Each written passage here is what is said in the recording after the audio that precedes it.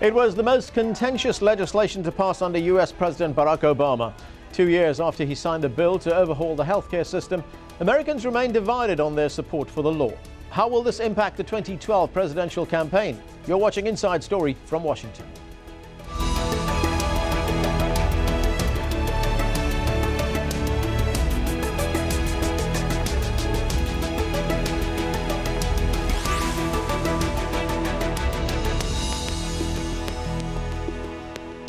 Hello, I'm Anand Naidu. It's been 2 years since President Barack Obama signed into law an overhaul of the US healthcare system.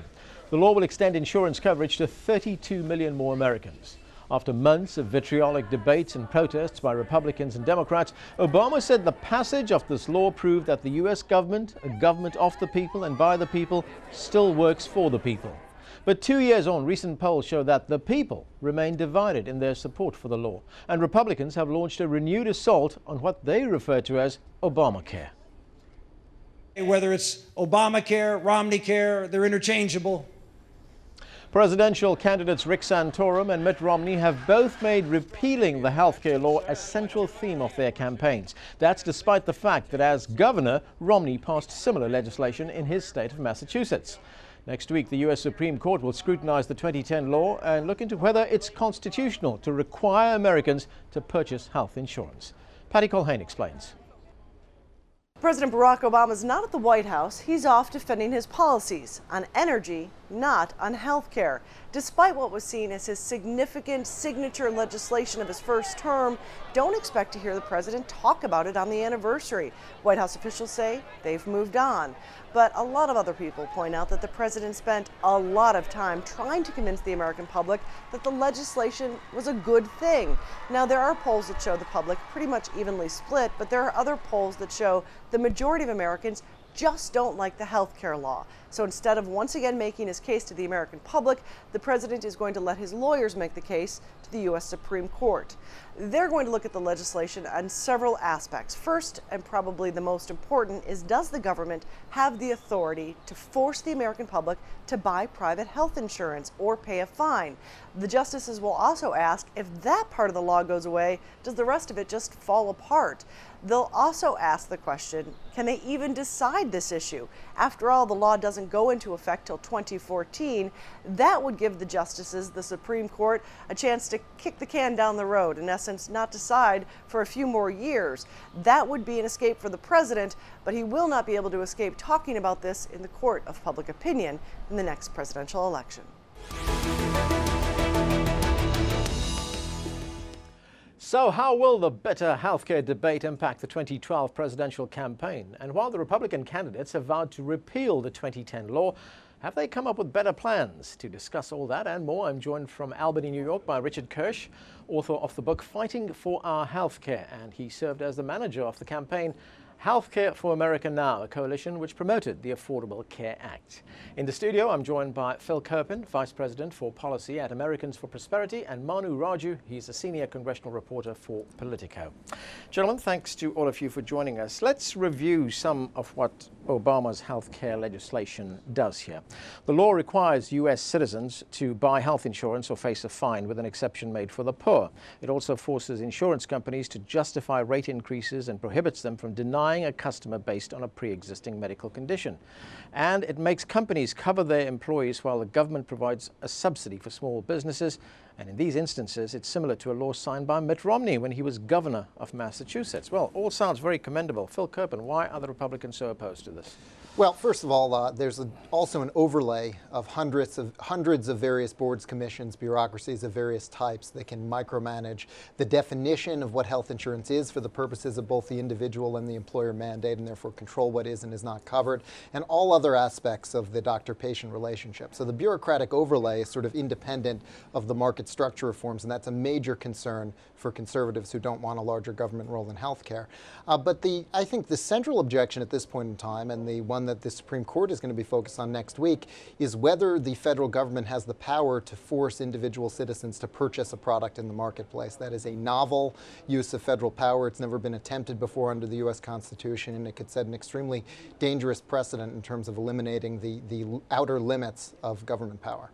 Okay, let's go to Richard Kirsch in Albany. Richard, you played a key role in promoting the Affordable Care Act. Make the case for us right now. The case is very simple. Right now, if you lose your job, you can lose your health care. 60% of personal bankruptcies in the country because of medical costs. If you get really sick, the pre-existing condition, you can't get health care. In 2014, when the core of the law takes effect, that's not going to be true anymore. People are going to have health security for the first time. Health care is going to be basically an affordable right for the first time. And we won't see people dying because they don't have health coverage. And we're also going to start controlling health care costs. We're already seeing that happen in Massachusetts, where health care costs are starting to go down, emergency use is going down, 99.5% of children are covered, 95% of people are covered. People love it. That's why Romney Care is like Obamacare, very popular, and it works. And you know, Phil's right. The Republicans, the right, doesn't like it because it's going to be a very successful government program. Like Medicare and Social Security is going to show Americans that their most basic needs for health care and retirement security can be met. Okay, Manu Raju, how does this law change healthcare in the United States? Well, it's very substantial, of course. I mean, there are, you know, if you look at virtually, by 2014, you're going to see, almost most Americans affected one way or another. They at least have to have their own insurance if they're not currently on an insurance program. For a lot of people who are getting their employer-based coverage, they most likely will be able to stay on the coverage that they're provided by their employer. So some folks may not see it different. It's probably going to have the biggest impact for people who are not covered right now because of the individual mandate that's, of course, before the Supreme Court. I will say, though, that because this law has, a lot of this law has not been phased in yet, because it's taking years to implement, a lot of people just have not seen what kind of impact that it will have on them. So the debate is really being shaped right now by both sides, the proponents and the opponents, without a lot of folks seeing what kind of tangible benefit it will have to them. And as a result, I think we're seeing the reaction in the polls the way they are, in which when you ask people what they think about this law on a broad general level, it's generally a majority oppose it because a lot of people just don't know what it will do. That's actually not true. Or they do know very well and they understand the enormous costs. It's not true that a majority oppose it, though. Well, it's not true that a majority. Well, over 70% of Americans believe it's unconstitutional, which is sort of the key question. Let's look at the Kaiser family poll. What they said: 31% people say that wanted to be stronger. That actually meets what Manu just said. They want it to be stronger because they're not seeing the effects yet. Because as I said, the main effects that'll make healthcare a guaranteed right that's affordable goes effect in 2014. Between the people who want to make it stronger and the people who want to keep it, that's 50%, as opposed to 40% who want to repeal it. And if you look at the individual provisions, the poll shows that every provision is strongly supported, with one exception, and that is the requirement that people buy coverage. But then when you explain to people that they don't have to just buy any coverage, the coverage is going to be subsidized based on their income by the government, then they actually start supporting that too. So, well, we've got to pay for the subsidies with our taxes. As you it's said, not free Manu, money. That's right. We're going to pay through it as a society through our taxes. That's exactly right, and that's what we should do. So that's not free money. That doesn't increase affordability from a societal perspective. We're spending trillions of additional dollars as a consequence of this. The administration's own estimate are now that it's going to be $111 billion more than their initial estimate. We've got the CBO saying it's going to be about double the initial estimate. Yeah, the CBO's raised the and this idea that we're going to guarantee everyone insurance is actually quite inaccurate. The Obama administration's own estimates show that 28 million people will remain uninsured even after 10 years under this current program. More than 15 million of the people they claim to have insurance one moment, Richard, are actually people being added to Medicaid rolls, which is going to create a crisis for state budgets that they're already under an enormous strain. And Medicaid is substandard coverage, so that's not really much to brag about. So I think the claims of benefits are vastly overstated. And all of this comes at a tremendous cost, both fiscally, the enormous burden that's going to be placed on taxpayers to provide these subsidies, and in lost freedom, as you have bureaucratic control. You have the Department of Health and Human Services deciding what is or isn't health care, these so-called minimum essential health benefits, for the purposes of everyone's health care plan in the country. States are no longer going to be able to effectively regulate these plans. It'll all be federalized. That comes at a tremendous cost in terms of lost freedom, and I would say worse health outcomes as patients and doctors lose control control and bureaucrats and politicians gain control. Right. Okay, Richard, I'm going to give you a chance to respond in a moment. But first, let me go to Manu Raju here in the studio. Is it a valid point that Phil makes that 28 million people actually will not have insurance? I mean, look, that's certainly one of the criticisms that you'll hear from folks who are opposing this law. You know, the thing that's interesting when you listen to both these gentlemen make their points is that look, so much of this debate is still taking shape right now, and so much of it is, what do you think?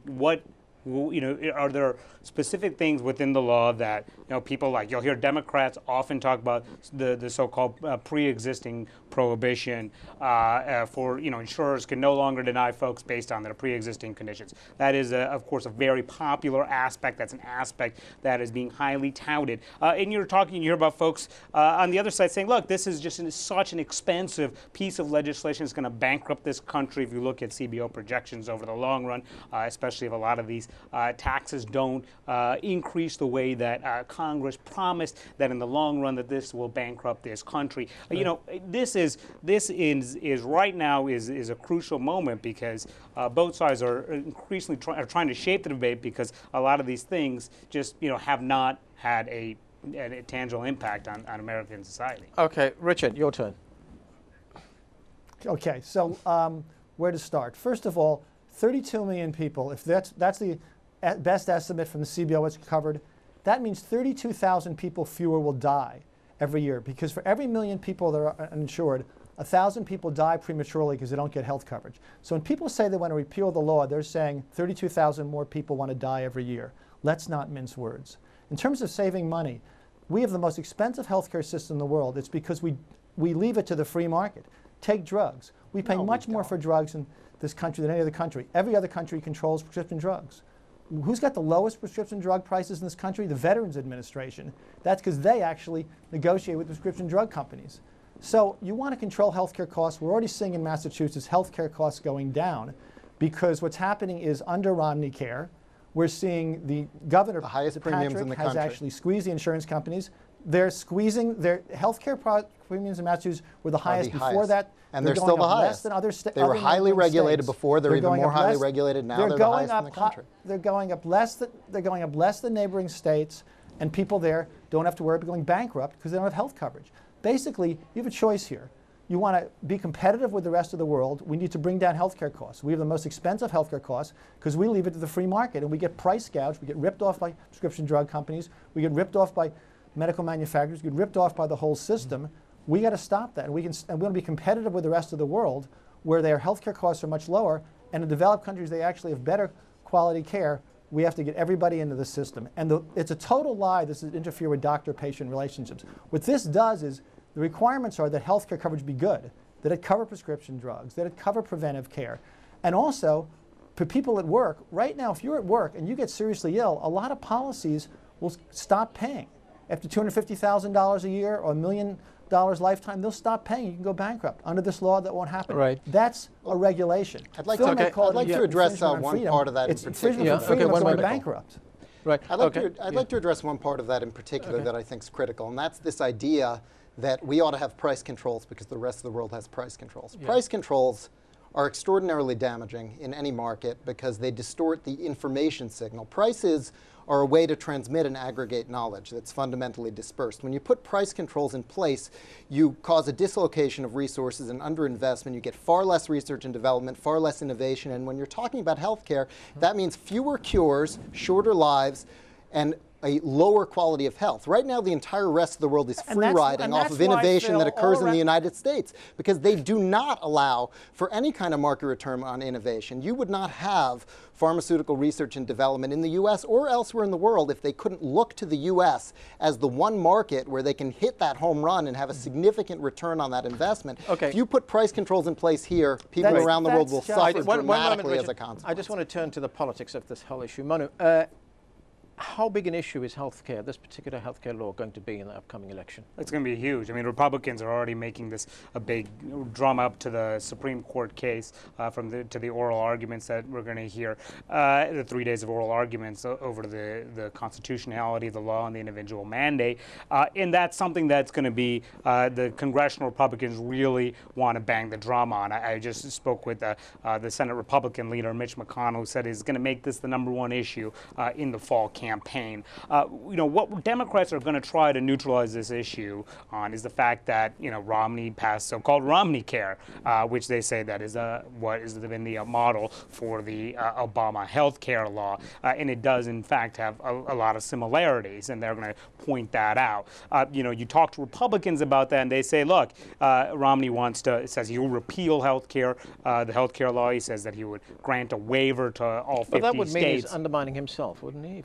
Well, Democrats will certainly make that case. We only have hypocrites on this issue in the presidential election. Okay, we've got President Obama, whose principal policy difference with Hillary Clinton was that he opposed the mandate, she supported it. Right. Debate after debate, he hammered her on this, said, I won't force you to buy health insurance. I just want to make it more affordable. I know a mandate's wrong. He came into office, cut a corrupt deal with the insurance companies. He basically said, hey, will you swallow all these regulations if I force everyone in the country to buy your product? They said yes. He flip-flopped on the mandate. Romney went in the other direction. He used to support the mandate. Now he's seeing the political fallout of it passing on the national level. Now he says he'll repeal it. So I think the American people are going to look at two flip-floppers, and they're going to decide which one went from wrong to right and which one went from right to wrong. That's why in the Republican primary, it's been really such a key issue. I mean, Rick Santorum has been trying to make the case that I can make the argument much better than Mitt Romney can on the national level on what will be potentially the biggest issue, because he, of course, did not author a law like Massachusetts health care. Okay, well, let's take a listen to what the two top Republicans, one moment, Richard, I'll be back with you right in a moment, what the two top Republicans have spoken out against President Obama's health care law. Let's take a listen to what they've said. We're going to have a lot of programs we get rid of, and #1 on the list is Obamacare. That'll be gone. And if Obamacare is implemented, every single American will depend upon the federal government for something that is critical, their health and their life. Okay, let me go to Richard now. Richard, the Republicans obviously think that this is a vote winner, this whole issue of Obamacare, as they call it, this issue of health care in the United States. Are they right?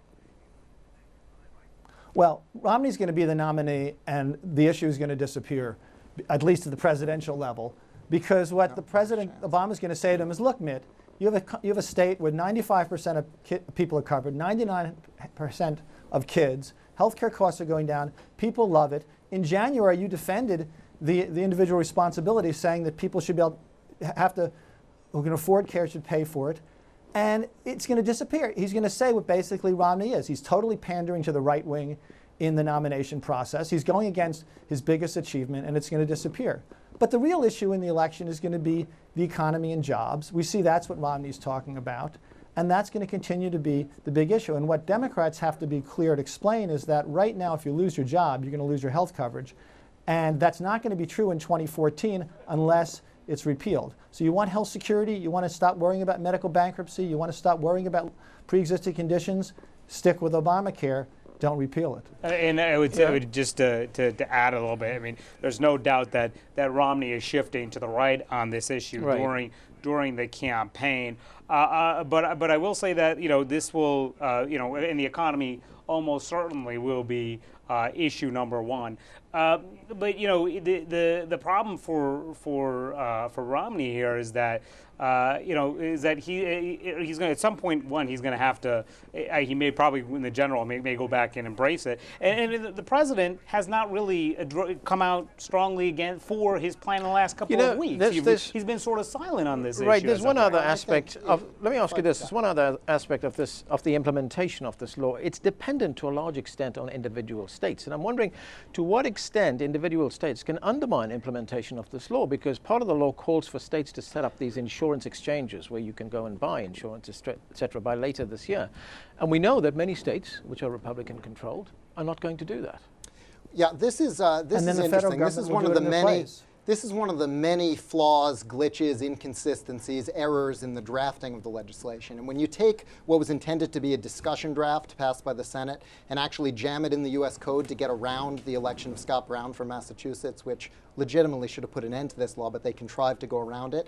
You get a law that amends itself, is inconsistent, is incoherent in many respects. And one of the significant glitches is that the subsidies, on a plain reading of the law, are not available in the federally run backup exchange. Now, IRS has issued guidance claiming that they will be available. I think that that will probably be defeated in court based on a plain reading of the law, in which case states that don't set up an exchange would deal an enormous blow to the whole structure of this thing, and that's one of the reasons we're encouraging states not to set up these exchanges. To go back to the previous question, though, just briefly, the economy is going to be issue number one by far, and this law has dozens of tax hikes, one of the most significant being a 3.8% surtax on capital gains, dividends, rents, and interest income. It's going to take effect on January 1st of 2013. There are many other taxes.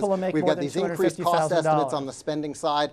And yeah, so anyone who sells a house in an upper income area will be rich for that 1 year, and they'll be whacked by this new tax. There are a lot of issues like that I think are going to have a tremendous impact in terms of the perceived negative economic consequences of the law, even sort of outside of health care, and that's why I think this is a major negative for Obama. I think that there will be. Okay, let Richard get it. Go ahead, Richard. And so again, if we want to compete with the rest of the world, we have to bring healthcare costs under control. This law starts to do that.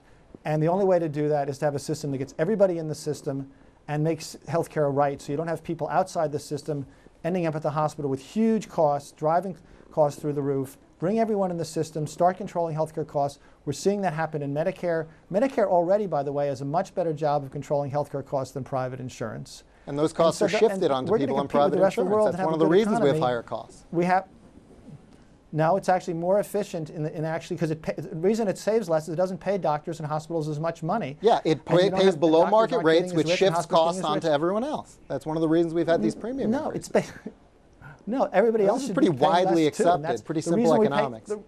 The reason we pay much more in this country than any place else is we pay much more for health services, drugs, medical services, hospital service. We have a huge amount of waste.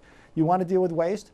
Markets don't work for healthcare. They're the biggest failure. It'd be nice to the try. most expensive system in the world. I want to get to the bottom line. I want to get to one other issue before we wrap up, and that is, Manu, let me ask you this: the Supreme Court takes up the issue next week. What are we expecting to happen there? I mean, this is the beginning of oral arguments, and we're going to start to see sort of where the justices may come down on this. I mean, of course, a lot of times justices play devil's advocates and they're questioning, and you're not quite sure where they may eventually rule, but you may start to see hints on sort of whether this is going to come down to a 5-4 ruling, whether this could be a slam dunk one way or another, and whether, once again, Justice Anthony Kennedy will play the pivotal role in whether or not to decide which side eventually wins. Okay, but Phil, there's more than one outcome here. There's a few, isn't there?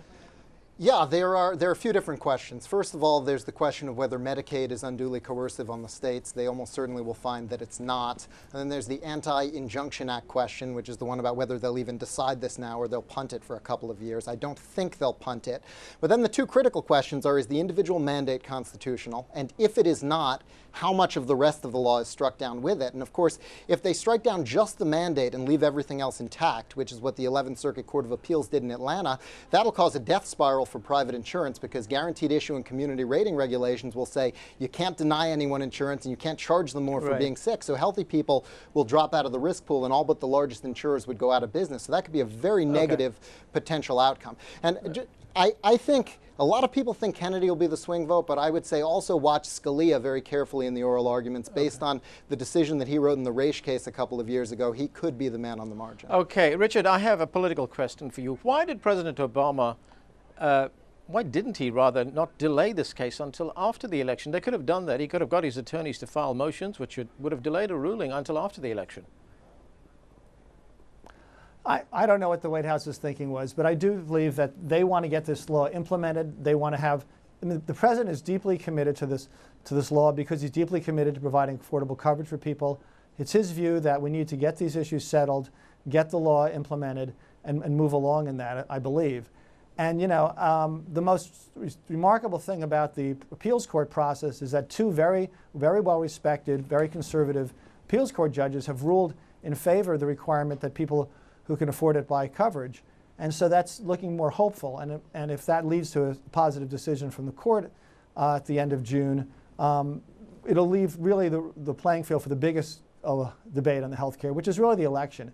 And regardless of what the court does, because there are congressional fixes, even if the court rules against the individual requirement, the real question is going to be the election. And the election for president, one of the things it will be is a referendum on the future of health care. Okay. Thanks, Richard, and thanks to the gentleman in the studio here.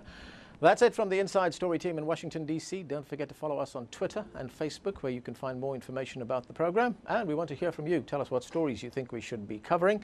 You can send your ideas directly to us at insidestory@aljazeera.net. Thanks for being with us.